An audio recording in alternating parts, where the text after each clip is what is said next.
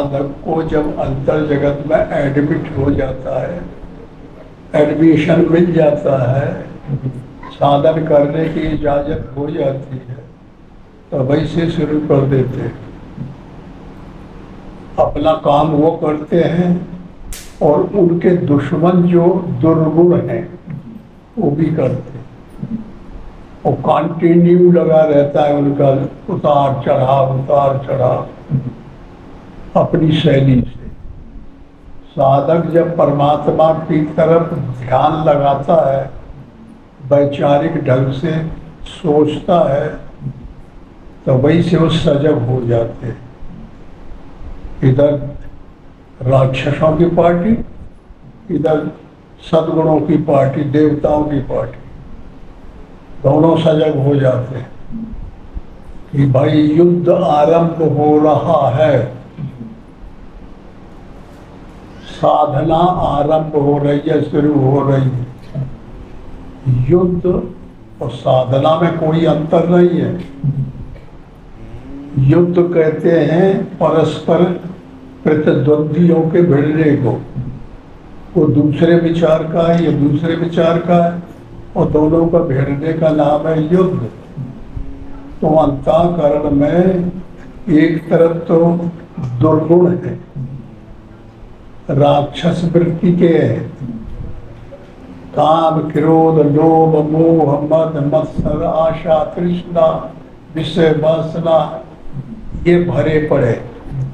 और एक तरफ ज्ञान, वैराग्य, शांति, संतोष, क्षमा, दया, अनुराग, वैराग्य, धर्म, ये भरे पड़े। सब ये शरीर के अंदर है। और जब साधक साधना परमात्मा को चाहता है, तो इन दोनों पार्टियों का जो झगड़ा है वो शुरू हो जाता है, प्रबल हो जाता है। या वह एंड टाइम आ गया, अब जे का कब्जा हो जाएगा, वो का हो जाएगा। तो देवता चाहते हैं कि हमारा कब्जा हो जाए तो परमात्मा हमारे ऊपर खुश हो जाएंगे, और राक्षस चाहते हैं कि हमारी नीति कुशल हो जाए। राक्षस चाहते हैं कि यह शरीर रूपी, कहते हैं ना, धर्म क्षेत्र कुरुक्षेत्र, ये धर्म है, ये धारण किया गया है। मानव आत्मा ने शरीर को धारण किया है, इसलिए धर्म है।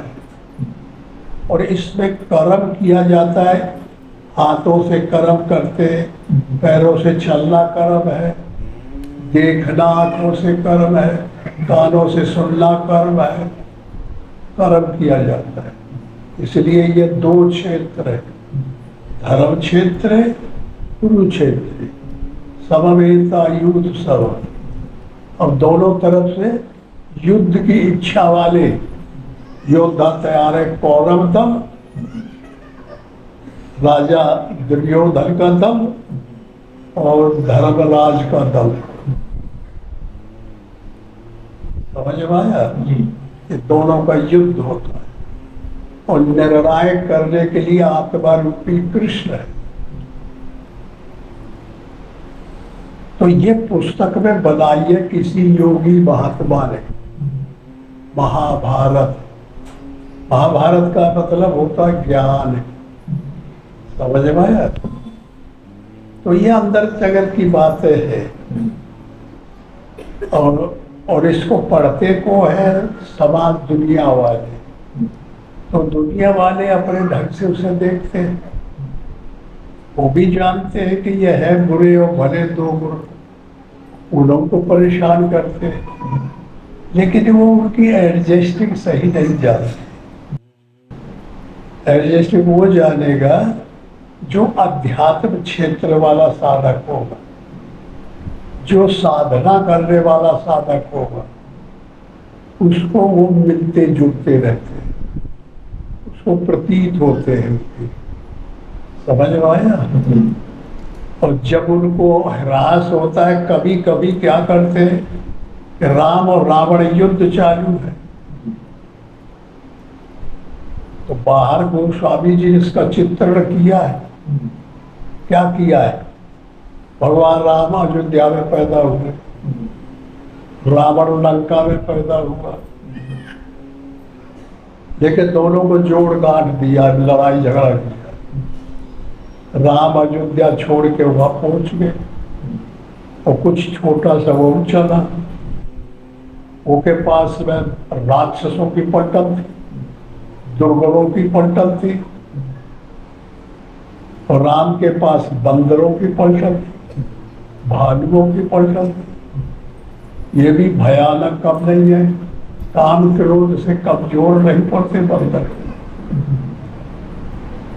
परमात्मा ने भी ढंग से जैसे को तैसा मिला दिया, समझ आया? तो ये शरीर क्षेत्र है, इसी में ये सब कुछ होता है। लंका में जो बताया गया वहां झगड़ा हुआ, तो ये एक प्रकार का बताने का तरीका है। घटित ये वार्ता कारण होती, और गोस्वामी जी ने इसका संकेत भी किया है। तुम लोगों ने देखा होगा कि बपुष ब्रह्मांड सूत्रवृत्ति लंका, ये शरीर ब्रह्मांड है, इसमें आसक्ति जो हो गई है वो लंका है, वो लंका नहीं। ये लंका सोने की है, तो वो सोने की ना, वो सोने का है ये शरीर है, सबसे सुप्रीम, सबसे सुंदर, सबसे सब कुछ करने वाला, जो सबसे कठिन है परमात्मा उसको भी सरल करने वाला कौन है? शरीर। ये है आसक्ति का लंका। वो रावण है, इसका राजा को है मोह, मेरा मेरा मेरा सब, यह मोह, इसको रावण कहते हैं। क्रोध कुंभकर्ण है, काम मेघनाद है, लोभ नारायण तक है, कपट काले में अभिमान है, रावण है। ये शरीर ब्रह्मांड है, आसक्ति लंका है, संसार समुद्र है, विषय पानी है, ये काया किला है, और ये सोने की है, समझ लो। तो इसमें साधन तभी शुरू होगा जब इसमें लाया जाएगा। ये साधन नहीं शुरू होता, साधन बाहर नहीं किया जाता। बाहर करेंगे तो माया होगा, इन नेत्रों से जो दिखाई पड़ेगा, ये कानों से सुनाई पड़ेगा, नाक से सूंघना पड़ेगा, हाथों पैरों से चलना करना पड़ेगा, वो सब माया है। गो गोचर लग मन जहाँ जाई, सो सब माया जाने भाई। क्या दिखाई पड़ता, सुनाई पड़ता है, वो सब माया। तो माया उसे कहते हैं जो एक समय हमको दिखाई पड़े वर्तमान में, प्रेजेंट में, और फ्यूचर में गायब हो जाए, उसका नाम माया है। और परमात्मा किसे कहते हैं कि परमात्मा प्रेजेंट में भी है, वर्तमान में भी है, पास्ट टेंस में भी है, फ्यूचर में भी है। तीनों काल में जो एक रस है उसका नाम आत्मा, परमात्मा। और ये जितनी दिखाई सुनाई पड़ती है बाहर, शरीर जो कुछ है, ये कल नहीं रह जाएगा, तीनों काल में तो रहता ही नहीं है। अब ये दिखाई पड़ रहा है, कुछ काल में फिर बंद हो जाएगा। चाहे ये मकान को ले लो, चाहे वस्तुओं को ले लो, चाहे किसी चीज को ले लो। तो माया अलग विषय है, माया सबके पास है, परमात्मा सबके पास है। परमात्मा तो सबके अंदर ओतप्रोत है। अब परमात्मा को स्वरूप को जानने से भी तुम्हें यह ज्ञान होगा कि इस प्रकार ओतप्रोत है। परमात्मा कोई आदमी नहीं है, परमात्मा कोई पशु पक्षी नहीं है, घोड़ू भैंस गधा घोड़ा हाथी, परमात्मा इतना मालिकुल है, ये आकाश कैसा देखते हैं। गीता में कहा गया है कि परमात्मा अकल अनीय अभेद है। परमात्मा आगी जलाओ तो जल नहीं सकता, आत्मा पानी गीला नहीं कर सकता, आप गोली चलाओ तो छू नहीं जाएगी उसको, तो ये में लगेगी कुछ, लाठी मारो तो छू नहीं जाती, गोली चलाओ तो छुई नहीं जाएगी, आगी जलाओ तो छू नहीं जाएगी। तो ये एग्जाम्पल है, बताने का उदाहरण। और परमात्मा इससे हजारों गुना बारीक है। तो जो सबसे बारीक है, सबसे मालिकुल है, वही परमात्मा है। तो वो सब के अंदर बैठा हुआ है, सोने के अंदर, लोहे के अंदर, हीरा के अंदर, सब चीज के अंदर रहता है, व्यापक, सबके अंदर व्यापक है, अजर अमर है, कभी मरता नहीं, कभी उसे जर नहीं आती, बीमारी नहीं आती, जो भी त्यों रहता है। तो किसी मेहनत से इस मरना धर्म संसार से आदमी निकल के अध्यात्म रास्ता अपना ले और साधन करके नहीं ऐसा बन जाए, ऐसा तभी वो बच पाएगा। शरीरधारी होगा तब कहीं नहीं ठीक, कैसे बनेगा? शरीर में आसक्ति रहती है, इस आसक्ति लंका को ज्ञान रूपी हनुमान, वैराग्य रूपी हनुमान जला दे। हनुमान कहते हैं हनन करे मान का, अभिमान का जो नष्ट करे उसका नाम हनुमान। तो देखिए हनुमान गए और वहां जाकर लंका को जला दिया। तो जब हमारे अंदर वैराग आ जाएगा तो फिर खाना छूट जाएगा, फिर सब भगवान के रूप में बनना पड़ेगा। जानते जब वैरागी होते तो जंगल में बैठे पड़े खाते रहते, पत्ता खाते हैं, फल खाते, तो शरीर जर्जर हो जाता है कि नहीं? उसी को जलना कहते हैं। और वहीं पर जो है इसी के अंदर शक्ति रूपी सीता छुपी हुई कहाँ रहती है? अशोक, जब तीनों काल में शोक नहीं है, उस जगह निवास है शक्ति का। तो ये मोह रूपी रावण चाहता है कि राम का खत्म करके हम ही राजा बन जाए, इसका ध्येय है। कैसे वो पद हमको मिले?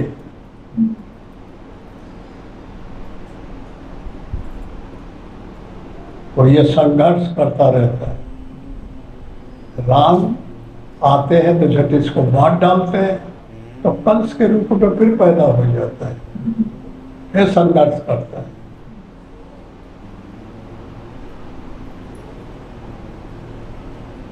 फिर दूसरा राक्षस पैदा हो जाता है जब वो मर जाता है। ये खत्म नहीं होता, समय समय पे हर एक के अंदर राक्षस भगवान से संघर्ष करता रहता है। अज्ञान ज्ञान से लड़ रहा है, वैराग्य राग से लड़ रहा है, आसक्ति अनासक्ति से लड़ रही है,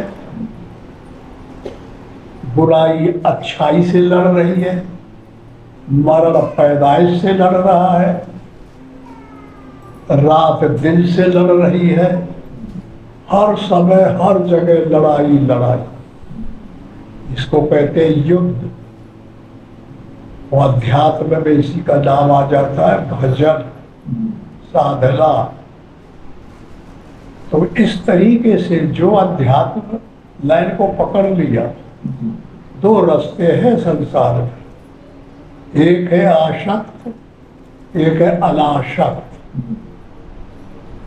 आसक्त रहना है तो गृहस्थी में रहना पड़ेगा, मेरी पत्नी, मेरे बच्चे, मेरे नाती, मेरा माल, मेरा मकान, मेरी जायदाद, मेरा पैसा, सब मोह करना पड़ेगा, आसक्ति सब में करनी पड़ेगी। अगर अध्यात्म पथ को स्वीकार करना है साधन को, तो अनासक्त होना पड़ेगा।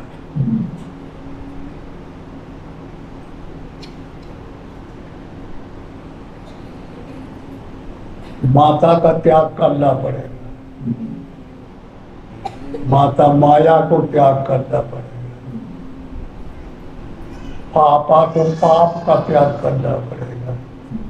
आप तो त्याग कर ही दिए, अब तो बाप का पापा कहते हैं। पापा माने पाप। तो सब लोग बताने में तो करने लगे, अब करने जब लगे तब ठीक हो जाए।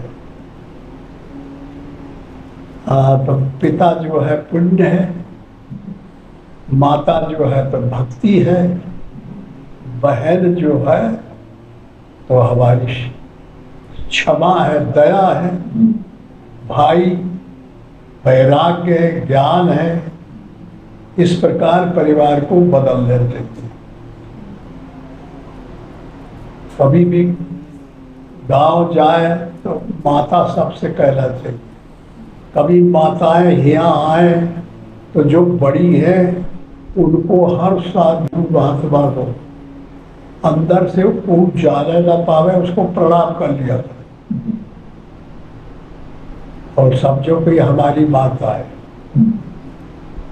और जवान अपने बराबर की हो तो उनको बहन समझ के प्रणाम करें, और जब छोटी बच्ची हो तो अपनी लड़की समझ के प्रणाम करें। समझ में? ऐसे ही जवान सब अपने को छोटा बनाना है। जहाँ छोटा बनाएंगे, ताकतहीन बनाएंगे तो आसक्ति छूट जाएगी, और जब जबरदस्त बनेंगे, ईगो अहंकार लाएंगे तो फिर सब पकड़ में आ जाता है। और जब हम कुछ नहीं है, आप ही सब कुछ है, आप ही सब कुछ है, सब कुछ है, हम सबसे छोटे हैं, तो फिर ढीली हो जाती है पकड़, लूज हो जाती, तो आसक्ति छूट जाती है। और आसक्ति जब छूट जाएगी तब फिर ये आसक्ति ही लंका है, एक अकेला डह जाएगा और इसमें रहने वाले राक्षस मारे जाएंगे। और फिर विभीषण जीव जीवात्मा, इसका राज हो जाएगा। जब राक्षस मर गए तो किसका राज होगा? आत्मा का। आत्मा तो मरता नहीं, अजर अमर है, उसका राज हो जाएगा हमेशा के लिए। अजर अमर अविनाशी, एक रस व्यापक शुद्ध बुद्ध, सर्वत्र है परमात्मा, वो फिर राज करता है। तो इस तरीके से तुम्हारा जो प्रश्न था वो अनेक भांति पैदा करता है। ये अध्यात्म साधक जब साधना में रत होता है, लगता है, तो एक चीज को पकड़ ले वो तो सब आ जाएगा। परमात्मा से प्रेम करे लगे, परमात्मा का फोटो ले ले, ईश्वर का फोटो ले ले, गुरु का फोटो ले ले और उसमें आस्था बनाए। वो हमारा इष्ट है, हमारे अनिष्टों को नष्ट करे, उसका नाम इष्ट है। इष्ट उसको कहते हैं, इट इज गोल, लक्ष्य जो आ रहा है, गोल वही है हमारा इष्ट। और उसको हम पकड़ के उसमें हो जाए, हम खत्म हो जाए, वही भर रह जाए। यह है उनका भजने का तरीका। तो जब इष्ट को पकड़ लेंगे तो बस उसमें दारो मदार हो, जो भी तुम्हारी करतूती है, सजातीय क्षेत्र में, विद्या क्षेत्र में, वो सब हुआ पुण्य बन के जमा होता जाएगा। और जो आदमी ये साधना नहीं करता तो जो कुछ वो करता है वो पाप में जमा होता है, तो फिर कर्तव्य से पाप बनता है, पाप हमको बांध डालता है और जो कर्म करते वो भोगवाता है। और निष्काम जब हो जाएंगे हम अनासक्त हो गए तो आसक्ति खत्म होती है। आसक्ति जब खत्म होती है तो हमारा जो है किसी चीज की जरूरत नहीं रह जाती। जो कुछ करते हैं कर्म, उस पे जो बदले फल मिलता है वो हम चाहते नहीं। अगर फल ले लेंगे जो करते हैं तो हमको कर्म बांध डालेगा। समझ रहे? कर्म से अगर छुड़ाना है तो जो हम करते उसके बदले हम ले ना कुछ। निष्काम कर्म योग करे, हम भाई कुछ चाहते नहीं। जैसे हम बताते हैं कभी कभी कि लोग कुछ झाड़ू लगाते हैं या कुछ भोजन बनाते हैं और है महात्मा सब, तो इनको चाहिए कि जो हमने काम किया उसके बदले ये बन के अंदर ना आ जाए कि हमको कुछ डिमांड मिले। अगर मांग कर दिया, भजन किया और उसके बदले मांग लिया तो वो बना गया, उसे फंस गया कि वहां से निकल नहीं सकते। अब तुम बैठ के पंगत में बैठे हो, भोजन परसा जा रहा है और जो में नमक नहीं है और फिर तुमने ये बोलेगा नमक नहीं है भाई, रोटी जल गई है, रोटी जल गई है, तो फंस गया। साधना नहीं रह जाती। जो मिल गया, अनपेक्ष का मतलब होता है जो मिल गया बगैर मांगे उसी को उपयोग करता और डिमांड न करता, मांग न करता। कभी किसी चीज मांगी नहीं जाती, तब तो वो साधना है। और जो डिमांड किया, घर घर गया, कुछ किया, तो साधना नहीं है।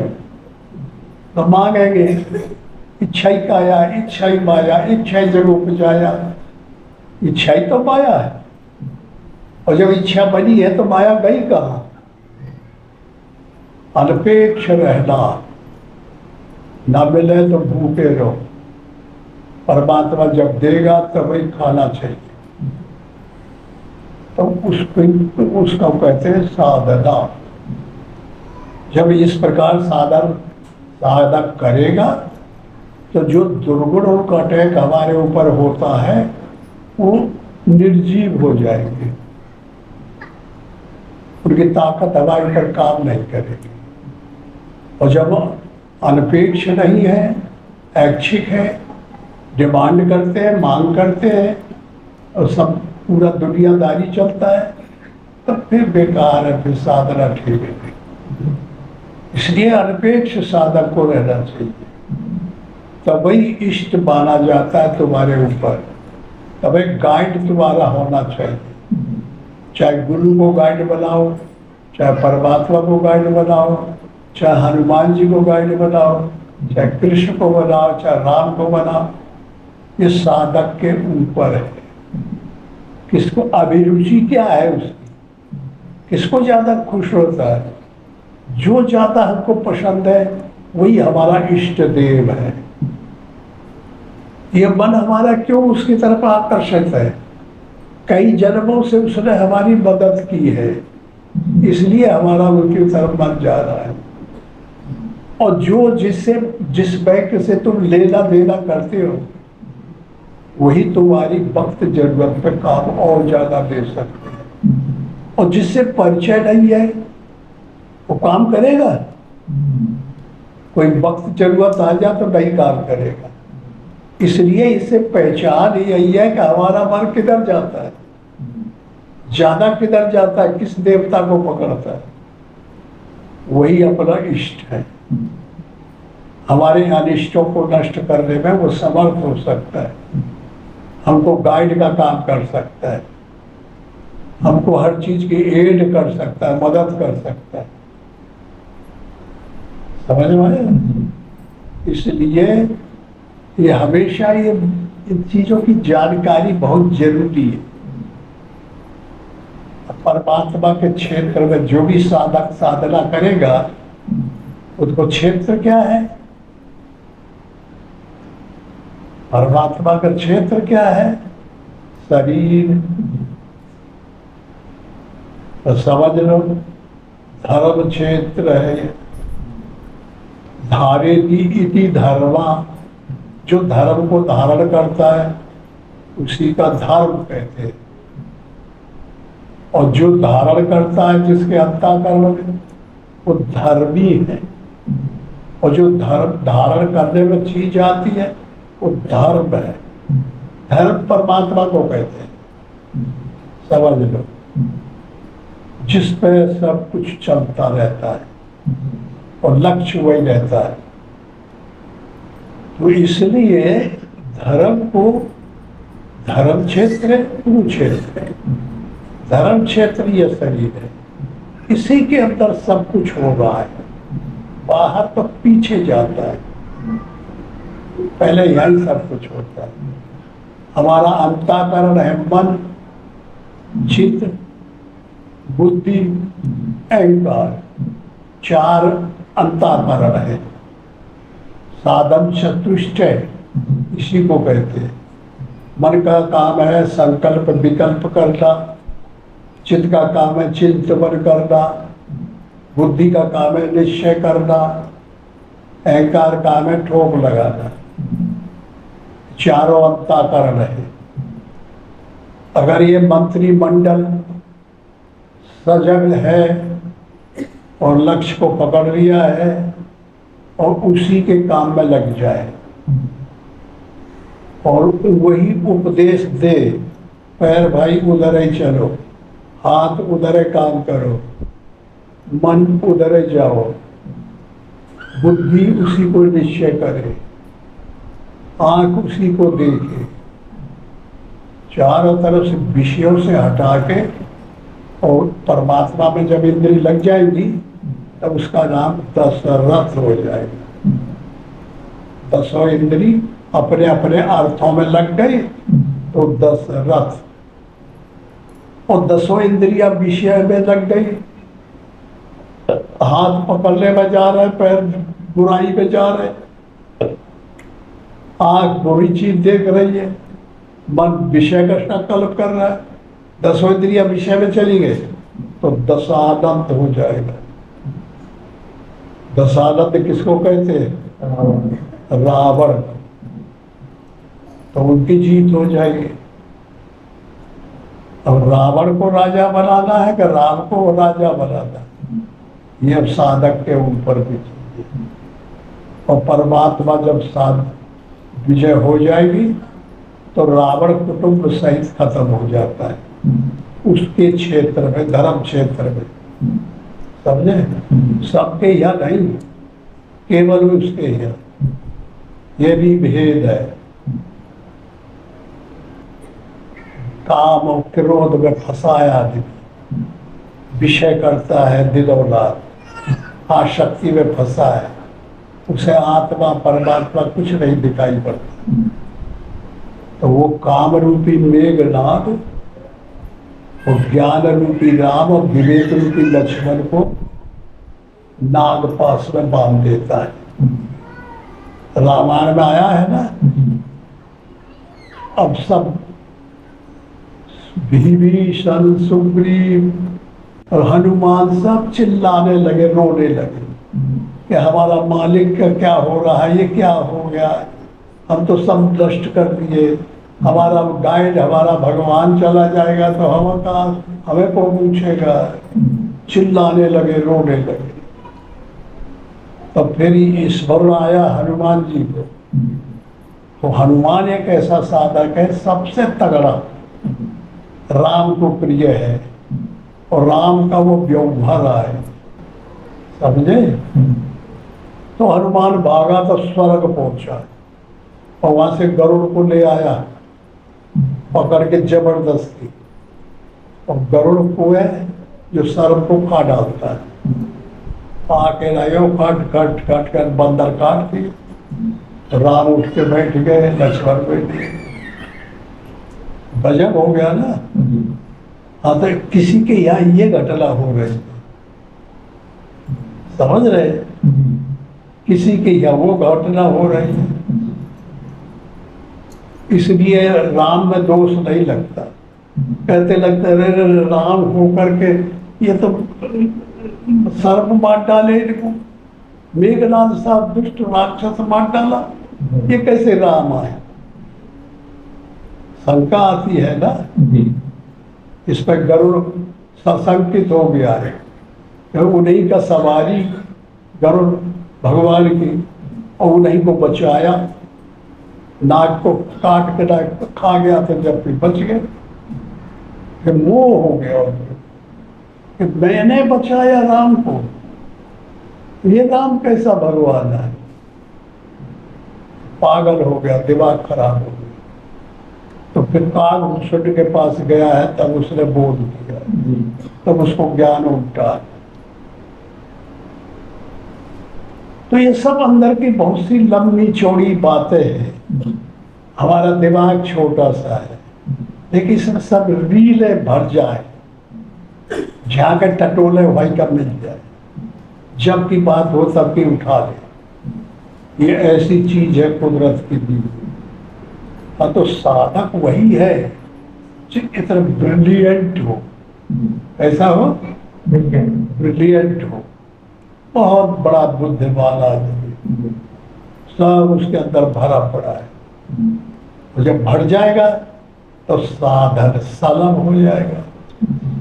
यह रास्ता यहाँ से ऐसे ऐसे ऐसे ऐसे, यह फिर यहाँ से कलकत्ता पहुँच गए, और वहाँ से चले तो पटना पहुँच गए, तो वहाँ चले से वहाँ चले, पूरी चाट दिमाग बात काहे की आ जा अध्यात्म साधन अंग प्रति अंग, किस भूमिका में कितना क्या क्या करना पड़ता है।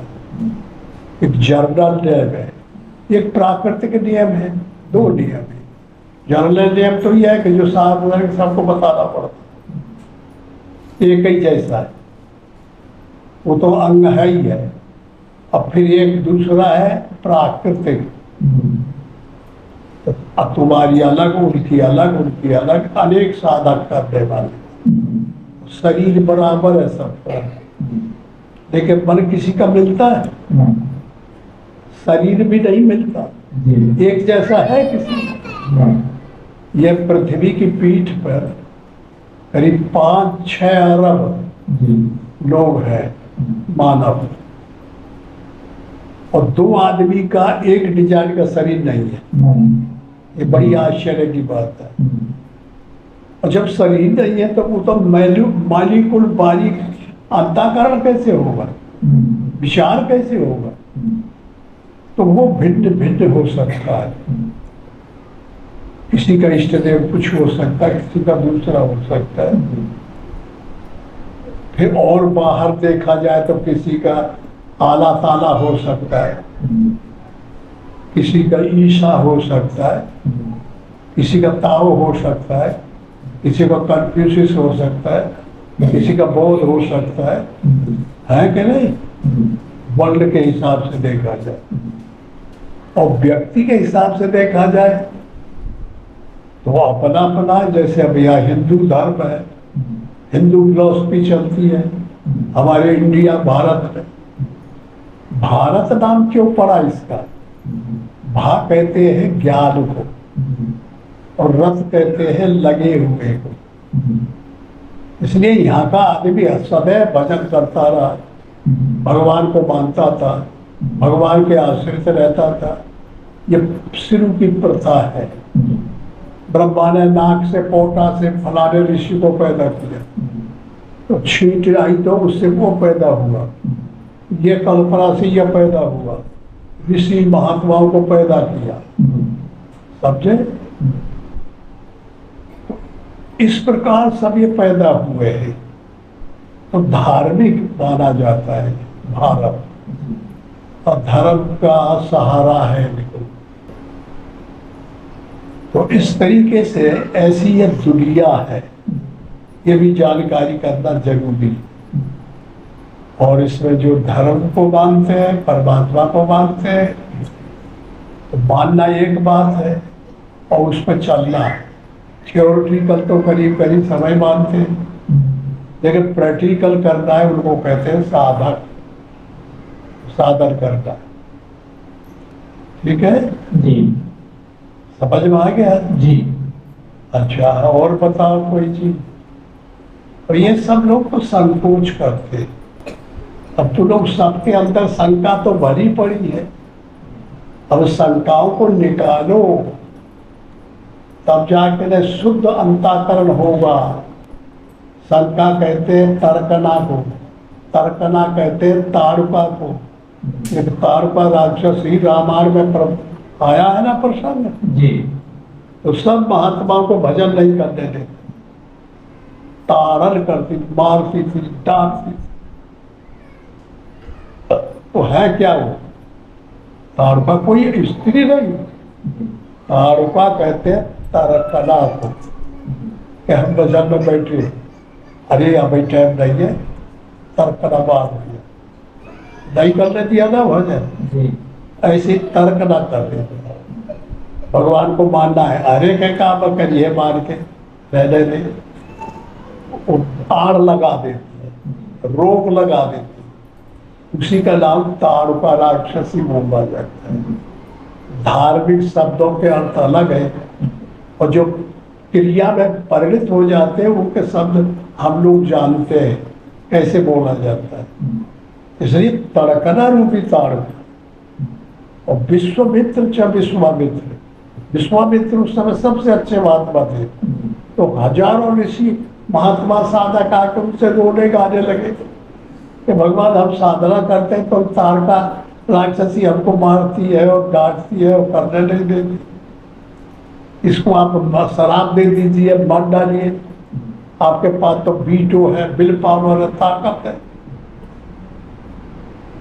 तो विश्वामित्र कहते हैं कि भाई हम मार नहीं सकते, ये तो परमात्मा के कॉन्स्टिट्यूशन में आई है, परमात्मा का जो कॉन्स्टिट्यूशन है, संविधान है, उसकी में पैदा हुई है। जब माया ना रहेगी तो भगवान कहाँ से आएंगे? जब रुलाई ना होगी तो हंसाई कैसे होगी? तो रुलाई हंसाई दोनों का अस्तित्व है। इसलिए भजन का भी और भजन के रोकने वाले का दोनों रहना चाहिए, तो मारा नहीं जा सकता। तो मारने वाला जो परमात्मा है वही मार सकता है, हम लोगों की ताकत नहीं। तो फिर साधना किए तो फिर वही हाल हुआ। तो विश्वामित्र ने कहा कि अच्छा अब हम इसका इलाज करते। अभी जाते हैं अयोध्या और दशरथ राजा से राम को मांग के लाएंगे, राम और लक्ष्मण इसका हनन करेंगे। उनका विधान आ गया। तो विश्वामित्र गए दशरथ के यहाँ, दशरथ ने बड़ा स्वागत किया, इतने महाराजा, इतने बड़े ऋषि मेरे द्वारे पे आए, मेरा भवन पवित्र हो गया, मेरा परिवार पवित्र हो गया और खुशी के मारे नाच पड़े और बड़ा स्वागत किए, आसन लगाए, पूजा दर पर सब कुछ किए। गुरु महाराज को बुलाए, विश्वामित्र भी आ गए, वशिष्ठ भी आ गए।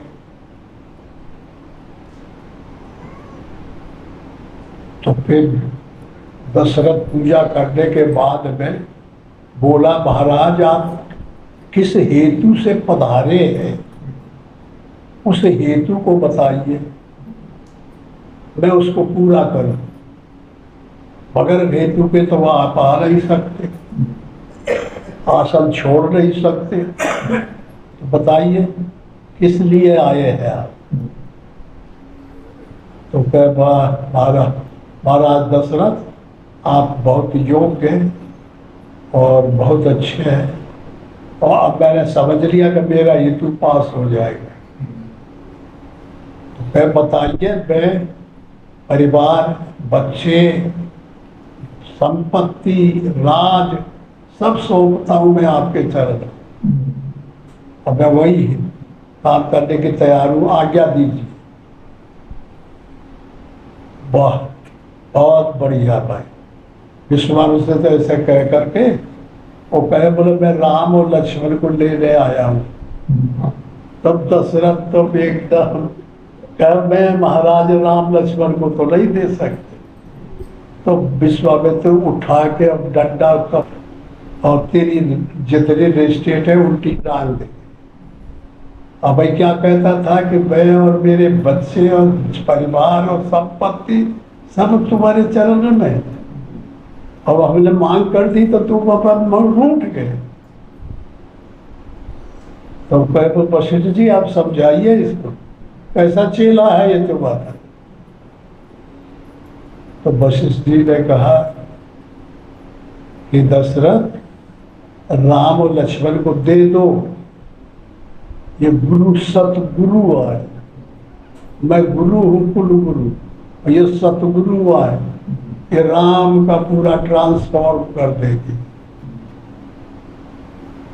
सजा के देंगे तुम्हारे यहाँ, तुम्हें खुशी का अंत नहीं रह जाएगा। तो फिर उनके कहने से दे दिए। तो राम और लक्ष्मण को ले जाके जब पहुंचे आश्रम तो इतने में ताड़पा आई है उधर। तो कहा मारो इसको। भगवान मेरे पिता ने आज्ञा दी है कि आज से तुम्हारे पिता माता गुरु जो है वो बस विश्वामित्र है, आपका कहना मैं करूँगा। मार के बाण मारा तो गिरा दिया, तारपा मारी गई। तारपा के दो लड़के थे, मारीच और सुबाहु। ये स्वभाव नहीं जाता किसी, स्वभाव किसी का जो पड़ गया वो मराया मरता है। और यह मन मारीच ये उसी के पुत्र है। तो इनको कैसे मारा जाए? तो फिर बस राम और लक्ष्मण मारे, ज्ञान मारेगा। जब ज्ञान की वृद्धि होगी यही मारेगा।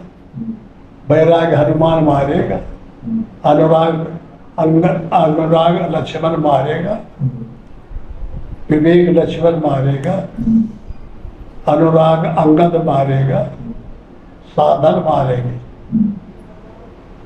तो समझ लो ये साधना काल में जो हम बता रहे हैं सब परिस्थितियों से भिड़ते हुए निकलना है।